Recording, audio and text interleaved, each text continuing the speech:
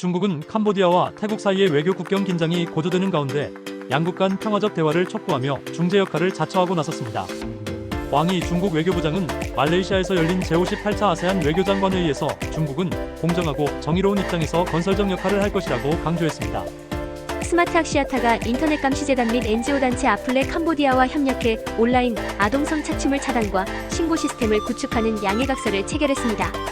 DT4D에 따르면 인터넷을 사용하는 캄보디아 아동 10명 중 1명 이상이 온라인 성착취나 학대를 경험한 것으로 나타났습니다. 코레아 비기어주 한 마을에서 쌈덱 대조자원 청년의사협회가 4,826명의 주민을 대상으로 무료 건강검진과 진료를 제공했습니다. 이번 활동에는 410명의 전문 의료진이 참여했으며 더불어 현지 초중학교 학생들에게 혼센 의장과 불란이 여사의 선물을 전달했습니다. 캄보디아와 태국 간 국경 분쟁으로 태국 제품 수입이 중단된 가운데 베트남 기업들이 캄보디아 시장 점유율 확대에 박차를 가하고 있습니다. 한 대형 유통업체 관계자는 말레이시아 등의 브랜드가 진입을 시도하고 있지만 베트남 제품이 가장 적극적이고 성공적이라고 밝혔습니다. 캄보디아 훈만의 총리가 왕립 헌병대의 창설 32주년을 맞아 그동안의 활동과 성과에 깊은 감사를 표했습니다. 특히 왕립 헌병대는 국가 치안의 중요한 축으로서 높은 책임감과 헌신을 바탕으로 왕국의 안정을 지켜왔다며 업적을 높이 평가했습니다. 베트남 개발전략연구원과 호찌민시 국제통합지원센터는 오는 7월 17일 호찌민에서 2025 베트남 캄보디아 비즈니스 네트워킹 컨퍼런스를 개최합니다. 이번 행사에는 양국 각 100개 기업, 총 200개 기업이 참가할 예정이며 상호 협력 기회 창출에 기여할 것으로 기대됩니다. 훈만의 총리는 태국과의 국경 긴장 해결에 대한 정부의 명확하고 원칙적인 입장을 재확인하며 평화적 해결을 위한 조건들을 밝혔습니다. 총리는 국경을 재개방하기 위한 3가지 조건을 제시하고 태국이 이 조건을 충족한다면 5시간 이내에 모든 국경을 개방할 준비가 되어 있다고 말했습니다. K-팝 라이징 보이그룹 엔카이브가 캄보디아에서 대대적인 프로모션 투어에 돌입하며 글로벌 행보를 본격화합니다. 엔카이브는 오는 7월 29일부터 8월 19일까지 엔카이브 프로모션 캄보디아 투어를 통해 현지 팬들과의 만남을 이어갈 예정입니다. 한편 엔카이브가 광고 모델로 선정된 대한민국의 벤처기업이 개발한 앙코르 라이프가 본격적인 현지 시장 공략에 나섭니다. 앙코르 라이프는 캄보디아에 신뢰받는 디지털 플랫폼으로 자리 잡기 위해 케이브 엔터테인먼트와 마케팅 매니지먼트 본계약을 체결하고 다양한 마케팅 전략을 펼쳐나갈 예정입니다. 캄보디아의 2025년 상반기 미국 수출액이 전년 동기 대비 25% 증가한 55억 달러를 돌파했습니다. 상반기 미국과의 무역 규모는 56억 9천만 달러로 캄보디아의 수출액은 55억 2천만 달러, 수입액은 1억 6,490만 달러로 집계되었습니다. 2025 동남아시아 미래 여성상을 위한 캄보디아 후보자 추천 캠페인이 시작되었습니다. 이번 캠페인은 동남아 전역에서 활약 중인 만 35세 이하 여성 롤모델을 발굴하여 총 12개 부분을 시상할 예정이며 추천은 9월 8일에 마감됩니다. 캄보디아 문화예술부는 함께 지키는 무형문화유산이라는 주제로 2025년 무형문화유산 사진 공모전을 개최합니다. 이번 공모전은 7월 14일부터 10월 5일까지 접수하며 우수작으로 선정된 사진들은 오는 크메르 연 박물관에서 전시될 예정입니다. 박정욱 주캄보디아 한국대사가 약 2년 6개월의 임기를 마치고 임합니다. 박 대사는 경제, 보건, 교육, 환경, 문화 등 분야에서 활발한 외교활동을 펼쳤으며 실질적인 협력 중심으로 이끌었다는 평가를 받고 있습니다. 프락소콘 부총리 겸 외교국제협력부 장관이 프랑스 대사관이 주최한 프랑스 국경일 행사에 캄보디아 정부를 대표해 참석했습니다. 캄보디아는 프랑스인에게 인기 있는 여행지로 자리매김하고 있으며 2025년 상반기 동안 전년 동기 대비 14% 증가한 7만 5천 명이 방문한 것으로 나타났습니다. 아세안 지역 재난비상대응훈련 2025가 오는 7월 22일부터 24일까지 프놈펜에 위치한 왕립 캄보디아군 특수부대사령부에서 개최됩니다. 이번 훈련은 아세안의 재난 대비 및 대응 전략을 평가하고 구조활동, 피해평가, 긴급국가 개입 등의 대응 능력을 점검할 예정입니다.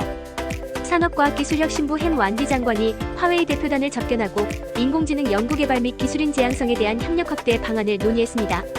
산업과학기술혁신부는 화웨이의 협력 제안을 환영한다며 화웨이가 캄보디아 교육기관과 협력해 기술인재를 양성해주길 기대한다고 밝혔습니다.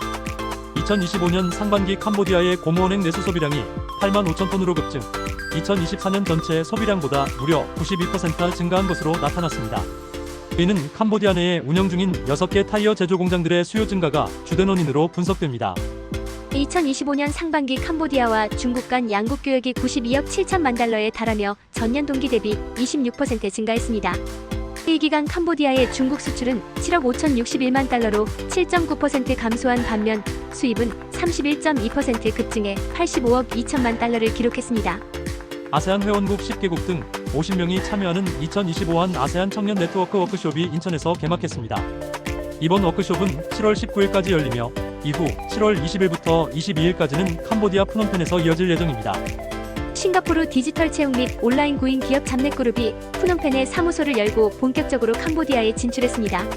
잡넷은 캄보디아에서 운영하는 대기업과 중소기업의 고용시장 디지털화와 효율성을 제고하는 데 기여할 것으로 기대됩니다. 캄보디아가 훈센 상원의장을 상대로 인터폴을 통한 법적 조치를 시도한 태국 정부에 강하게 반발하고 나섰습니다. 태국 사이버범죄수사대는 훈센 상원의장과 패통탄 친나와 태국 전 총리 간의 통화녹취 유출 사건을 태국 검찰에 접수했으며 검찰은 인터폴 적색수배서 요청을 검토 중이라고 전했습니다.